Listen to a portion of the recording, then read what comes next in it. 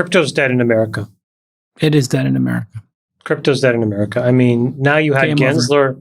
Gensler even blaming the banking crisis on crypto. So the United States authorities have firmly pointed their guns at crypto. Chamath Palihapitiya, who is one of the world's biggest Bitcoin whales, is emphatic that the U.S. government is strangling cryptocurrencies in the United States. This comes after Coinbase CEO Brian Armstrong expressed his disappointment in the way the federal agencies that are supposed to regulate the cryptocurrency space in the country are not showing any commitment to making the guidelines clear to the players in the industry. Is there a government agenda? If yes, what is the U.S. government aiming to achieve with hostility towards crypto? But first, subscribing to this channel would be one of the best things you can do as a crypto lover. So hit that red button. Now, let's listen to Chamath and the podcast members tackle this issue. SEC obviously sent a Wells notice. We talked about this before to Brian Armstrong of Coinbase. He said he's thinking about or considering relocating out of the U.S. if the regulatory clarity does not improve. Crypto's dead in America. It is dead in America. Crypto's dead in America. I mean, now you had Game over. Gensler even blaming the banking crisis on crypto. So the United States authorities have firmly pointed their guns at crypto. Is it a scapegoat or was it a fuck around, find out moment for crypto in your mind? Or a little bit of both? I don't know. I just think that they were probably the ones that were the most threatening to the establishment. Okay. And they were the ones that, in fairness to the regulators, did push the boundaries more than any other sector of the startup economy. And yeah, so now they're paying the price for that. The bill has come due for them.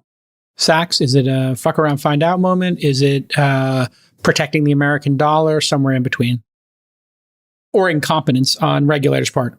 The more I think about it, the more I think it's probably not a coincidence that you're seeing all these concerns about de-dollarization at the same time they're cracking down on crypto. So look, there were a bunch of crypto companies that might have done shady things, but I think we all agree that Coinbase was not one of them. Coinbase was the gold standard in terms of doing everything right. And they've just asked over and over again for a regulatory framework. They're just like, tell us how to operate and we'll do it. So I think Chamath is right that they're effectively banning crypto in the United States. They're going to drive all these companies overseas, which is terrible for American innovation. I don't know exactly where blockchain and crypto are going to go from here, but I think that we should find that out in America. You know, we don't want that innovation going offshore. Chamath Palihapitiya, in another interview, has recently revealed that he moved his crypto assets to Singapore and Switzerland, two countries that are more welcoming and supportive of crypto innovation. He also expects other companies to surpass the U.S. in crypto adoption in the next few years. But why did he do that? And what does it mean for the U.S. crypto industry? One of the biggest challenges is regulation. Chamath is not a fan of the SEC, the U.S. agency that oversees securities and markets. He thinks the SEC is too aggressive and hostile towards crypto companies and investors. He said that, quote, the SEC has become a weapon of mass destruction for innovation and that they are not our friends, end quote. Likewise, he also accused them of being captured by Wall Street interests and lobbyists. He's not alone in this criticism. Many crypto companies have faced legal actions or threats from the SEC or state regulators over their products or services. For example, Coinbase, Ripple, BlockFi, and Circle are some of the prominent names that have been in trouble with the regulators. Industry leaders and experts are calling for more clarity and collaboration from the regulators. Brian Armstrong, the CEO of Coinbase, said that, quote, the SEC needs to step up and provide guidance for this industry, and that they can't get their act together, end quote.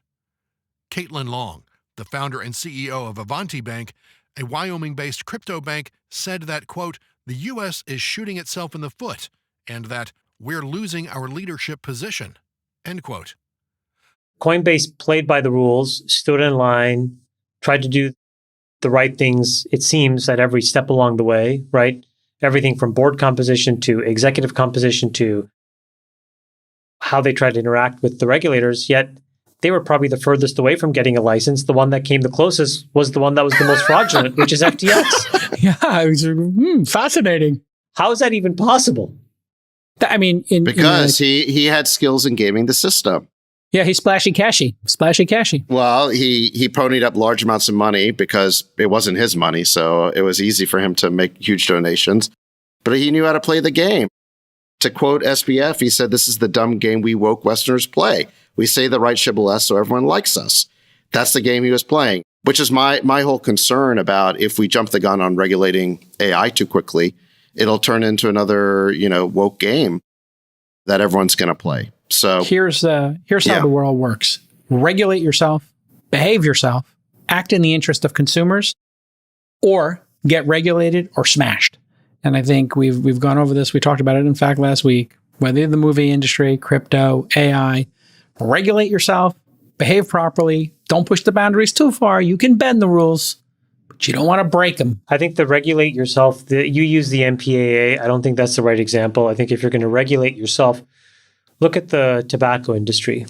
They tried to regulate themselves, but what they did was just lie to maximize profit in an area that was much less benign than movies and content. Maybe you could have some lascivious content in a movie or a video game or an album, but that was a lot less harmful than smoking, which not just impacted the smoker, but it turned out the secondhand smoker as well, or the secondhand smoke. So it touched everybody, right? You could be in a restaurant, not smoke, and yet have years of your life taken.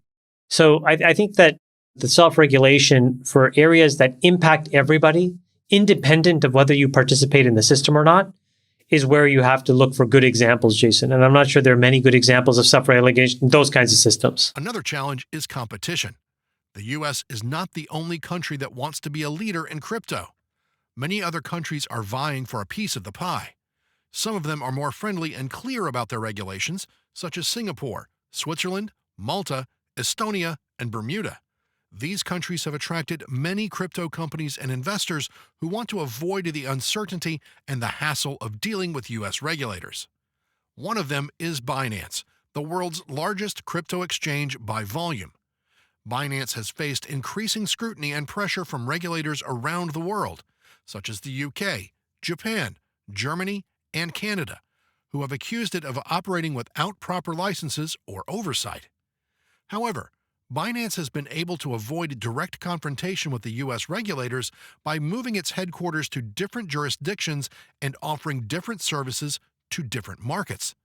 Coinbase has been trying to lobby and influence U.S. regulators to create a more favorable environment for crypto innovation. Jesse Powell, the CEO of Kraken, another U.S.-based crypto exchange, also said that, quote, Binance is playing a very dangerous game and that they are going to get shut down, end quote. But it's not all doom and gloom. There are also some opportunities for the U.S. to catch up and regain its position as a leader in crypto. One of them is legislation. There are some lawmakers who are supportive of crypto and want to create laws that protect and promote it. For example, Patrick McHenry, a Republican lawmaker from North Carolina, grilled Gary Gensler, the chair of the SEC, on his approach and authority over crypto during a recent congressional hearing. He said that, quote, we need smart policy made by Congress for this new asset class, and that we need clarity, end quote. One thing is sure, the problem coming from U.S. regulations would upset the crypto market, so we had better brace for impact. Hey, you can impact this video by giving it a thumbs up and subscribing to the channel. Adios, and thanks for watching.